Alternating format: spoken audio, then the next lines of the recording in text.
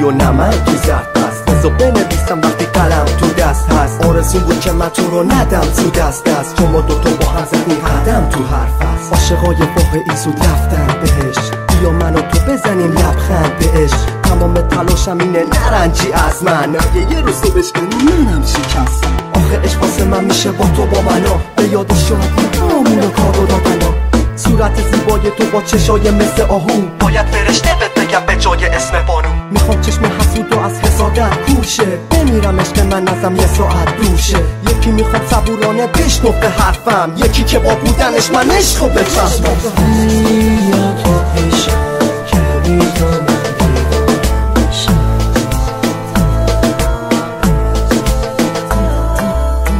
این احساسم بودی تو حادثه ساز، بیا پیشم باش خوشبختی مقابل ماست. چقدر زیباست این بازی باد و بیت رقاص، تو بودی امید دل ناامید من باز. عشق من مثل یه ماه خوشخط و خوشتی، با همین سایه خود دشمن و کشتی. عشق تو مثل خورشیدی میتابه به این کره، وقتی نیستی چقدر دلم بیتابه ببین خوده. تو میگی شیرینم آره من قد تو نباد، خستگی دفعه با لبخند و عداد. من خواهشم دی که الان نخماتو واکنش، چی میخوای تو از من به جز اخلاق و مال و عشق؟ صورت تو ندیدم ای بموره، شیرین تری واسم از کیک و روله.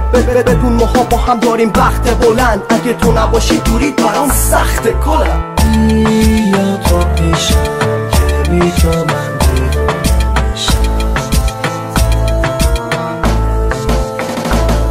خاطرات بین ماها قدیمی بودش، پس نفهمم روزی من که یه رقیبی تو عشق هست. وقتی تنها هستم اینجا حیران و دو دلم، بیا دیگه نکشیم و ای بار و رخ هم. مطمئن باش که نیست جای کس دیگه تو دلم، تو نباشی کی برا من قصه میگی خوبه من؟ تو داری نقش اول و ده ترانم، وقتی میگی دوستم داری میخوام هر درانم.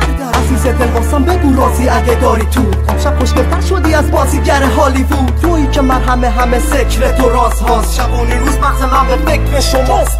جاده عشق حسامم دوست داره تهراتو، هر روز میگذره رفتارم دوستانه تره با تو. اگه بری من سیاه روزگارم، بدون دوست دارم دوست دارم دوست دارم. یا تو عشق که بی تو من